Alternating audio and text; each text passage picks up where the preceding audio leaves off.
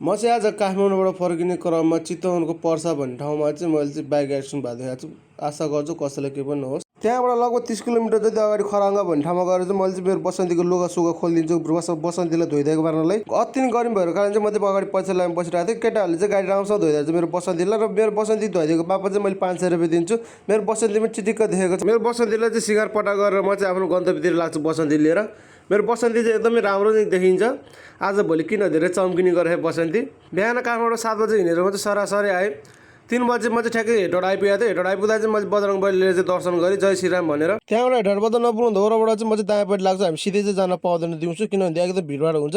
त्यो गाडी चाहिँ शिवमबाट हुनसक्छ सायद। त्यहाँबाट दायाँ लागेपछि चाहिँ हामीले चाहिँ हेटौँड उपनगरपालिकालाई चाहिँ 30 रुपियाँ तिर्नुपर्छ यो बाटो हिँडेको बापत। यो बाटो हिँडेको बापत 30 रुपियाँ चाहिँ हामीले एनी टाइम चाहिँ बिल चाहिँ लिनुपर्छ। त्यो बिल लिएन भने चाहिँ तिनीहरूले गोजीमा पैसा हाल्छ। हेटौँड उपनगरपालिकालाई चाहिँ दिँदैन। आजको दिन चाहिँ मलाई चाहिँ स्क्याम हानिदिन्छ मेरो साउले। भनिन्छ नि कहिलेकाहीँ धेरै खुसी हुनु पनि दुःख हुन्छ पछि गएर भनेर। आज मलाई त्यस्तो चाहिँ भयो। अगाडि बढ्दै गरौँला चाहिँ म चाहिँ पछि भन्छु तपाईँहरूलाई। लगभग म चाहिँ यहाँबाट चाहिँ 57 किलोमिटर जति जानुपर्छ गाडी लोड गर्नको लागि। बिहान 7 बजेदेखि काठमाडौँबाट गाडी चलाएर 3 बजे हेटौँडा क्रस हुन्छु म चाहिँ 8 घन्टामा। यतिको लङ समयसम्म गाडी चलाउँदाखेरि कति गल्छी लाग्छ हामी ड्राइभरहरू तपाईँहरू बुझ्नु होला। रातमा चाहिँ मामाको बोनी भाइन जस्तो बिचार रोडमा उभिएर हेर्नु भएको छ गाडी कुन चाहिँ गाडी आउँछ र बोनी गरौँला भनेर बिचारा मामा। गाह्रो छ मामाहरूलाई पेट पाल्नको लागि। अगाडि बढ्दै गर्दा चाहिँ मलाई चाहिँ टेलर गाडी लोड गाडी टेलर गाडी चाहिँ डिस्टर्ब गरेर चाहिँ मैले टेलर गरेर चाहिँ मैले गरेर चाहिँ ओभरटेक गरेँ त्यो गाडीलाई चाहिँ। हल्का रमाइलो जय चुरेमाई सबलाई रक्षा गर्नु। त्यहाँबाट अगाडि लागेर चाहिँ म चाहिँ अमरेशगञ्ज 3 नम्बर पुलमा पुग्छु। 3 नम्बर पुलमा चाहिँ जय बालेन शाहले चाहिँ त्यहाँदेखिबाट चाहिँ सबै बाटो मिचेर बनाएको टरहरू चाहिँ बालेन शाहले चाहिँ भत्काइदिनुहुन्छ यो होटलहरू। यो होटलहरू चाहिँ एकदम राम्रो नै चल्दैछ। मेरो गाडीको सापटबाट चाहिँ एकदमै धेरै नै आवाज आएको थियो। समूहमा हिँड्दा नि उकालोमा हिँड्दा पनि कट्याक कुटुक गर्थ्यो।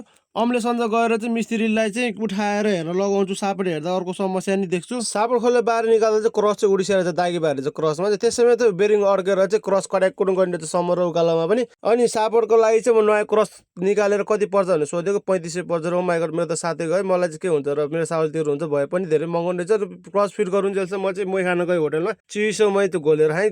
मै चाहिँ एकदमै मिठो नै हुन्छ। त्यो गरिमा चाहिँ फाइदा पनि हुन्छ। म खाएर फर्किँदा चाहिँ सापट फिट गरेर भइसकेको छ र म चाहिँ आफ्नो गन्तव्यतिर लागि फेरि त्यहाँ अगाडि गएर चाहिँ तेल हाल्छु गाडीमा।